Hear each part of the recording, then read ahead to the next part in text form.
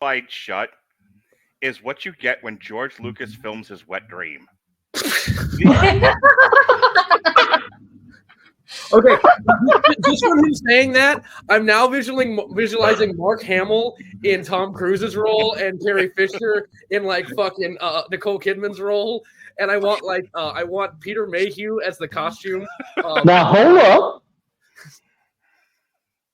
that's work.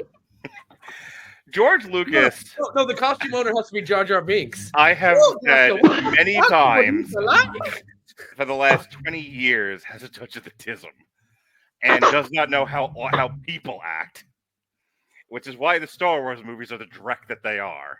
Sorry. Hey now. You tell me to hey now. I'll talk to you about the Catholic Church for another hour. You don't control yourself. Anyway. No, you'll just mute me. Fair. Eyes Wide Shut is a movie that is definitely somebody who struggles with people, thinks people do when they have sex. It is the weirdest fucking movie I have ever seen. So I don't know for a fact if he was, but it is quite possibly Exhibit A that Stanley was very likely on the spectrum. Yeah. Him, George Lucas, and Wes Anderson all want to show you their list. Anyway, every time I do that joke, somewhere out there, Robert Redford's like, "Stop making fun of Wes Anderson, you bully." This movie is Stanley Kubrick going, "Let me sing you the song of my people." Eyes Wide Shut is a 1999 erotic mystery psychological drama, film directed, produced, and co-written by Stanley Kubrick. It is based on the 1926 novella Dream Story by Arthur Schnitzler, transferring the story setting from early 20th century Vienna to 1990s New York City. The plot centers on a physician who is played by Tom Cruise, who is shocked, I tell you, when his wife, Nicole Kidman, reveals that she had contemplated. Had a Not dream. actually did. How dare. Had a dream. Yeah. Mark, why do I get the feeling you and I in particular are going to have opinions about this? Having an affair 12 months earlier, he then embarks on a night-long adventure. Adventure, they call it. During which he infiltrates a mass orgy of unnamed secret societies. Now, look, I don't want to time for love, Dr. Jones. Indiana Jones in the sex orgy. Listen, Junior. I don't want to get into my own personal stuff here, especially because we have a new person, and I'd like to prefer to be on more podcasts before I scare her off. You see her slowly slink off camera, just like. I'm not easily scared off. Trust Fair me. enough. One of her favorite movies is okay. I'm going to say this just about her, just so you kind of get an idea. Yeah. Because we have a lot of time to talk to each other and like get to know each other. One of her favorite movies is House of a Thousand Corpses. Go. As a card-carrying member of the poly kink fetish community, I watched this movie, and, I've been to an orgy or two in my life. And again, like you do. I have been to swinger party houses. I have been naked swimming. I love naked swimming. I have seen a thing. I have been to a thing. And did George Lucas have a conversation with real men, and they were telling him their experiences of cocaine-riddled orgies, and he went, "I want to make that movie." And instead, it's like, but with Darth Vader. I don't. How did you interpret, how did you? I know it was Kubrick, not George Lucas, but they might as well for this movie be the same goddamn guy. How did we get from sexy orgy to what we got in this ridiculous piece of shit? Anyway, all of that to say, this thing was made on a budget of $65 million. It is mostly profitable. It came in at $162.1 million. I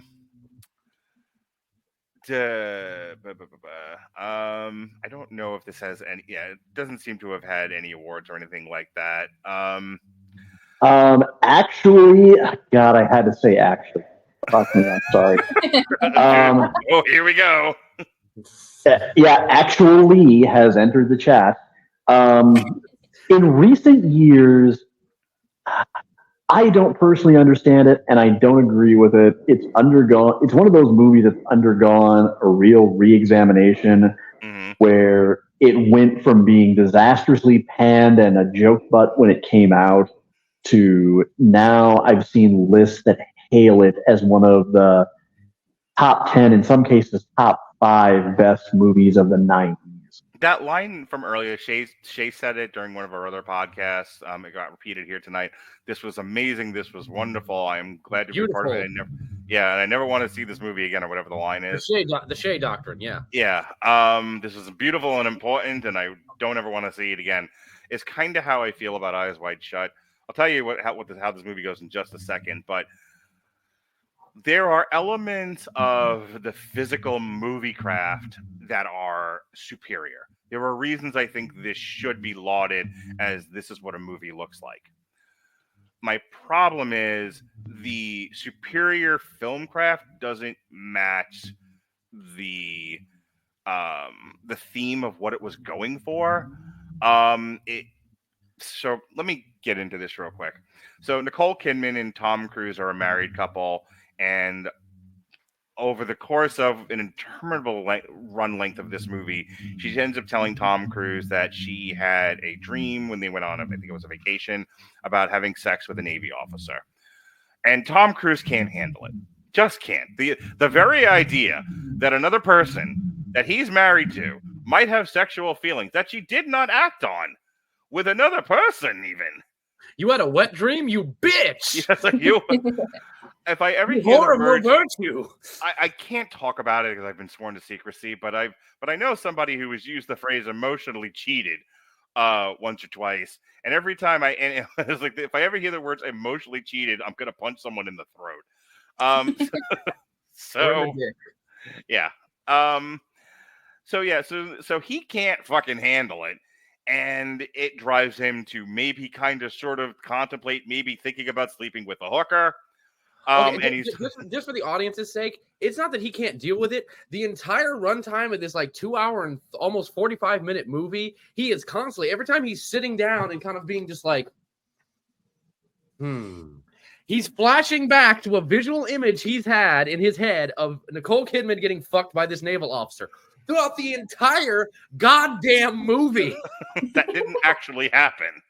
It's like, fucking take a... I'm sorry. You know, I'm going to save it for my stuff. I'm sorry. Yeah. Go ahead, Mark. So anyway, there's a piano player that he knows, and the piano player is like, hey, I have this gig I'm not supposed to tell you about. And he's like, tell me more. So yes, it's 9 hours into this movie, he finally makes it to this Eyes Wide Shut party. And it's people wearing robes, and the women are like, it's like a Story of O kind of thing. If you don't know what the Story of O is, also movie adapted from a French book. It's about BDSM. It's a whole thing. But the women there, they're walking around, you know, with the boobs akimbo. Same thing with the women in this one. The guys are all wearing cloaks and masks. The women are wearing masks and no clothes. And as Tom Cruise walks around, he's not supposed to be there, but Tom Cruise is walking around this party, this sex party. And there's kind of sort of shots of some sex happening here or there. But for the most part, he's walked into a horror movie where, you know, the final girl keeps telling him, get out of here before it's too late, Tom Cruise. You don't understand. You've walked into there's people fucking. That's what they're doing, okay? They're not even doing wax play and accidentally burning themselves. Like there's no planes for you to fall out of. There's no motorcycles to flip. You're in danger, Tom Cruise. And he's just walking around and people are banging. I'm like, isn't even gonna get hit with a whip? Nothing? My God. Like, no one's roped and suspended from the ceiling or anything. Like, but sure, he's in danger. May we also point out that Tom Cruise never runs in this movie? He's not running away from his gay. He's not running away from his gay thoughts in this one. That is my son's favorite Tom Cruise joke. My 10-year-old genius son. I talk about him a lot, Mick. You just got to go with it. But yes, the future leader of the free world, my genius son Jonas. His favorite Tom Cruise joke is every movie he's running away from his gay thoughts. That's fantastic. No, I don't want to be fudge packed. Anywho, so eventually the jig is up, and they're just like, look, take your clothes off so that we can all do terrible things to you. And one woman's like, no, I'll sacrifice myself for Tom Cruise. And I'm like, all right, get the fuck out of here. So he goes home. Standards, bitch. Do you speak them?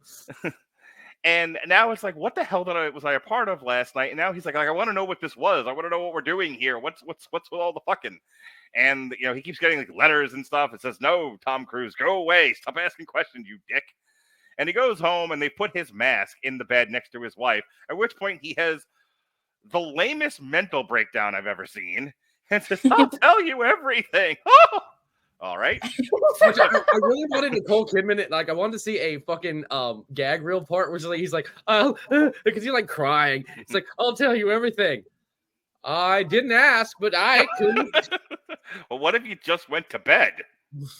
Anywho, I told you can't keep drinking Budweisers at 1 a.m. You come in a bawling mess. So in what passes for far and away. So in what passes for the conclusion of this picture, they go Christmas shopping with their daughter, this poor innocent child, and he's like, well, what do we do now, Nicole Kidman? And she says, well, we should probably fuck Finn. That's the movie, everybody. This is he's not fucking with you. It cuts to black. Yeah, and we're done here. That's what this movie. This movie is 12 hours long. Okay, it's like it's only beat by the director's cut of Lord of the Rings. I mean, all 3 movies. When Lawrence of Arabia is looking at you, going, dude, you done fucked up. And it takes about 45 minutes to an hour for us to get to the orgy.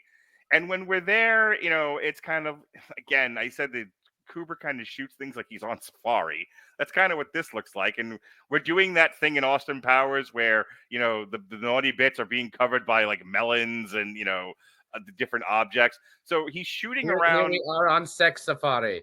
Here, two people in their natural habitat as we're they may. shooting this stupid thing, and you can't. It's heavily implied. You see gyrating bodies, but you don't really see anything because everything's being blocked because you don't want an X rating on this stupid picture. The sequence in and of itself takes about 2 minutes of this 18-hour movie. And then it's over, and then the rest of it is him trying to figure out where he was last night and why he was there. And then my favorite part of this movie is him being chastised by the doctor who damn near killed a broad at the beginning of the movie, telling him, you made me seem like an asshole in front of these people, and I swear to God, I saw myself in that scene. I can't trust you. You're a moron. Oh, my God. Fool of a toque. Throw yourself in next time and risk your stupidity. And what's doubly funny about that is Tom Cruise could play a hobbit without having to use forced perspective. Good night, everyone. You're welcome. Thanks, Dad. Mik? Yes.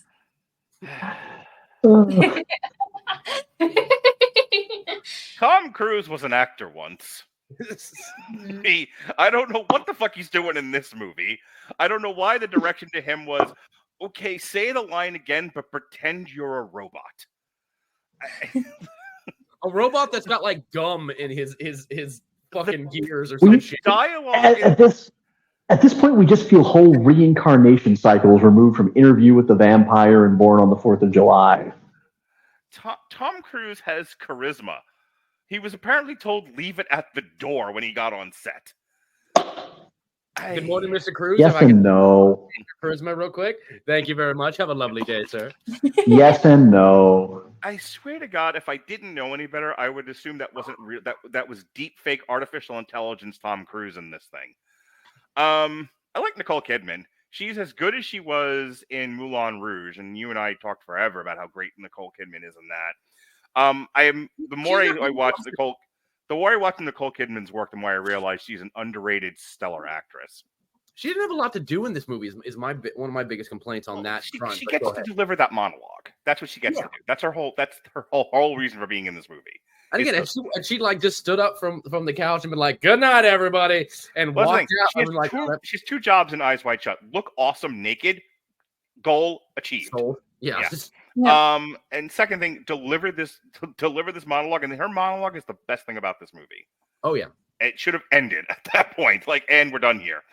So I'm gonna throw it over to you. I've just got to really check that monologue out in like its script form. As an actor, I think it'd be really good. Sorry, go ahead. Yeah, it's fine.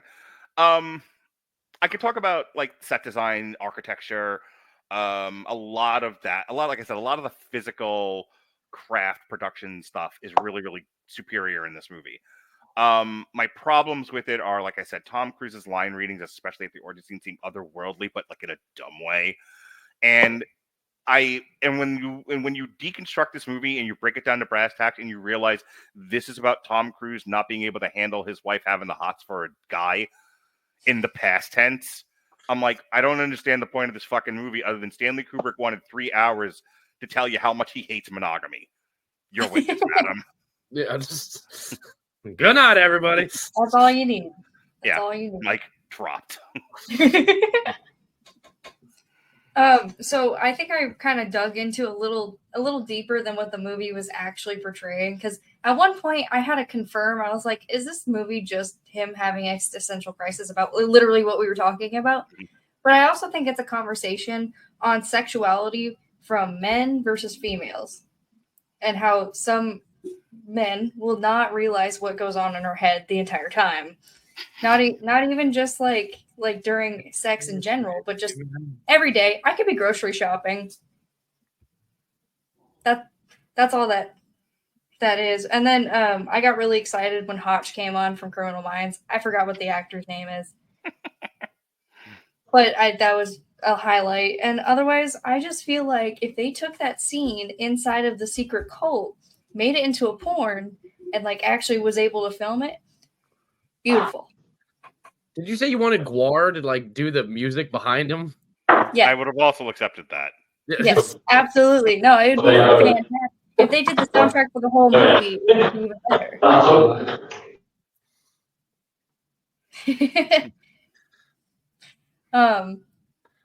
But no, I just feel like there was so much that they could have done if you were gonna push it, because otherwise it's just kind of lost. The plot is lost. Okay, if you want to, let's have this conversation, me and you, Mick. Just me and you, okay? Let's push these fucking other dudes away. These crazy men. Let's just me and you talk for a second. Yeah.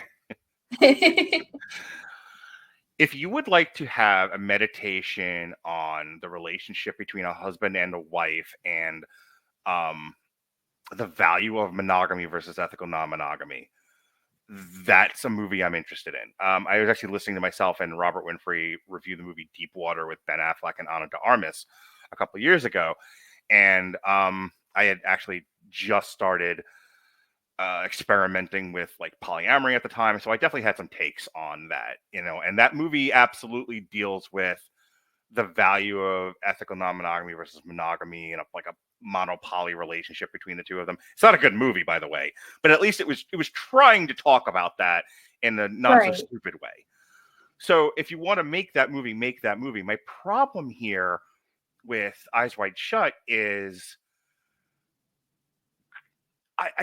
Kubrick seems to be saying, like, let's think outside the box in terms of monogamous relationships. And his way of doing that is to torture Tom Cruise for 3 hours. Basically.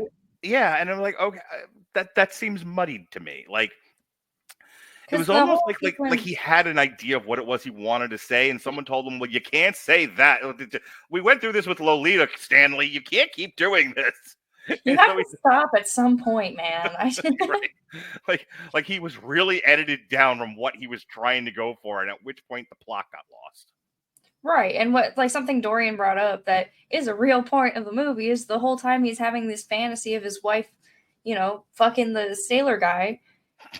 And he's making this whole thing up. That, like she's fucking Popeye. Well, blow me down. I wish you would. Ahoy, sailor. So she's fucking Popeye. Shut up. He's strong to the finish because he eats his spinach. Thank you. We've now ruined Eyes Wide Shut for everybody. And Popeye. It just seems so, and I won't. It doesn't seem random because it does, but it doesn't. But it just, get over it, dude. Yeah. Oh my God. This idea that if you should claim a woman and provide her a house and and a lifestyle, that she also forever give up being a person. And we talked about this with X. A person is not just defined by they are also defined by their sexual needs and desires, which don't go away. you kind of have them for the duration of your life, even when you're 1,000 years old, as the characters. Well, I mean, but Mark, that's because, and you and I are both probably plenty familiar with this. The fact is, behind every kink, no matter how taboo, no matter how seemingly fringe, there is an actual human emotional connection and need, right, that is inextricable from that. And you could name practically any kink you could think of. And if somebody were to really get honest about it, they would be able to probably tell you something that's profoundly insightful about themselves. Let me throw this out there hang on. No, I want you to go, but I got to get this one point out there because it's getting lost. There's nothing inherently wrong or not valuable about traditional monogamy. No. But that's also a choice between two people. And just because you're monogamous doesn't mean you don't have feelings and emotions and needs and wants that another person can provide for you. You're just not acting on them. These are all perfectly valid things. And my struggle with this movie, other than it's boring as shit, is that Stanley Kubrick's coming at this from a point of view of, no, monogamy means you become a robot and you have no desires outside of the person you're monogamous with, and that's the end of you, and you just stop being a person. And I'm like, well, that's a really weird take. Go ahead, Mik. Well, I was just saying there's a psychological response to any different kink that you would have, and that goes on to like really reading people, because even if it's the weirdest thing you've ever heard, there is a mental reason why. Right. There's why that's happening. But also, that made me think about when the movie was first starting, and they're at that dance, the Christmas party, I assume, the ball. They were going off on. She was dancing with that dude, and he was going off with those two girls. I was rooting for them almost, because I was just like, oh, they're secure. Oh, look at and you! then that got way downhill. Yeah. Like, did I not tell you when we started this is a Stanley Kubrick movie? Nobody gets happy. All right, why don't you take over from there, Dorian? We've thrown a lot out here. Your thoughts on the movie, the themes that it's poorly delving into, all of that. Well, again, very quickly, just bouncing off what you guys were just, very much hitting on is like the whole monogamy is looked as like you become a robot and just everything shuts down and you die sad and alone. I'm adopted, but one of the person I call my adopted mom, who was not actually the person who adopted me, I call her my legal guardian, but she refers to herself as monogamously slutty, and we get a huge kick out of that every time she makes a joke about it. So again, it's like, monogamy is not, the end of the road if you choose that, but again, there's nothing wrong with polyamory and so forth, as long as it's done with consent and everyone's being taken care of. Yeah. Stress on the word ethical. Yeah. Ethical. With this movie, and I'm gonna do a big swing here again as the filmmaker on this show. I think that this could be fixed. I'm sorry. What'd you say? Big swing. Big swing. Sorry. Giggity. But no, I think this movie with a slight script revision, Stanley Kubrick still is producer. I can put a director in the chair who, with his personal vision, how he's always approached his films, could make this movie something that everyone would want to watch. And here it is, ladies and gentlemen, Eyes Wide Shut, as directed by David Lynch. Oh my God. Make it a psychological deep dive into this guy's psyche, everything that scares him. If you still want to keep who was the one who did Sex, Lies, and Videotape? That was Steven Soderbergh, right? Yes. Okay, who did 9.5 Weeks? Oh crap. Because those would be my first two choices. Dorian, keep going. I'm going to answer his question. Okay, the reason that I say Lynch is because this movie has a lot of, again, there's every frame of painting, fine. Again, that's always been Kubrick's thing. Lynch could have deep dived into this and, really taken us on a psychological journey. And I'm not talking about weird, kind of Eraserhead necessarily imagery, but some of that could have been in there of again, even if you have Tom Cruise, I'm confident. And if Nicole Kidman leaves me, I'm, 90s Tom Cruise. Any woman, they're going to be a line. Hey, real quick. So the director was Adrian Lin, who, funny enough, also directed Deep Water, which I was just referencing. Oh, bitchin'. Lynch could have taken us down that road where it's like, the facade is, yes, I'm 90s Tom Cruise. Women fall at my feet, but I'm in love with Nicole Kidman. Oh, she wants to fuck Popeye? Fuck off. I got bitches for days. I'm somewhere out there's a guy watching this going, I'm in the Navy. It's like, we're not all Popeye, you sons of bitches. All of you sliding into me DMs.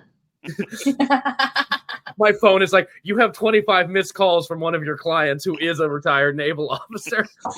Right? Listen here, you little son of a bitch. I don't care if you are 26. I'm still going to kick your ass.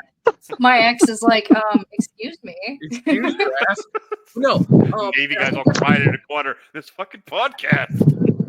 I think that's one of the issues that this movie suffers from is that I don't think Kubrick was very, very old and sick when he was making this. In fact, behind the scenes thing, he died of a heart attack literally a week after he had given it to the final cut to Warner Brothers.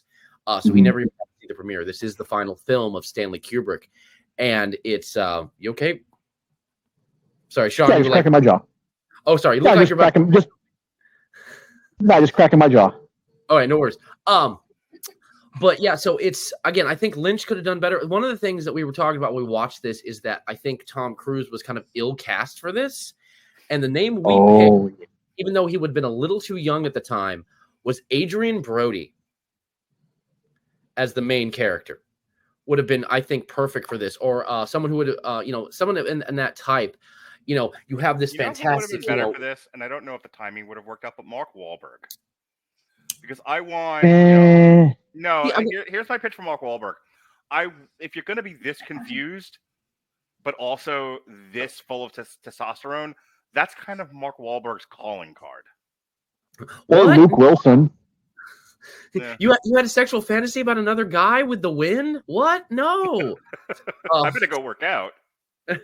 And see, the reason I'm saying Brody is because, and this is the reason I think Sean and I are agreeing that like it shouldn't be Wahlberg, is that you need the fantastically just gorgeous, Nicole Kidman. Whether it's the 90s, whether it's 2 years ago, she's still magnificently gorgeous.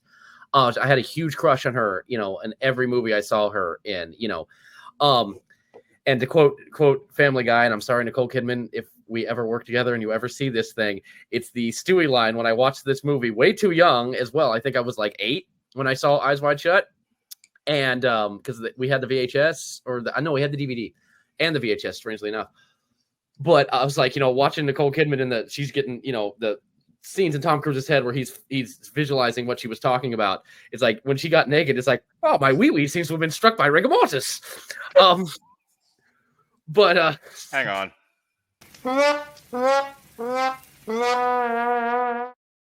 I got 2 My Little Pony shout outs in 1 review, bitches. You're about to get this one. That, ladies and gentlemen, is Mark's sign to move the fuck on or land the plane. Hang on. Get on with it. Yes, get on with it. Oh, Mick, I have so many buttons. But no, no, I love it. It's the situation of like, I feel like poor Sean. This movie this was not one Kubrick should have done. And I will use another one of like Kubrick really wanted to do the movie AI, artificial intelligence, that Steven Spielberg would end up doing. Yeah, that's right, he did. It was his idea. It was like his post-futuristic Pinocchio style thing. And a lot of people say that that's one of Steven Spielberg's weakest films because it's like Kubrick should have been at the helm for that one. And I agree with them on that. Eyes Wide Shut is one of those films that he should have produced. He should have kind of led the path. But again, someone like Lynch or Soderbergh could have taken us down this psychological path that doesn't make it so goddamn boring.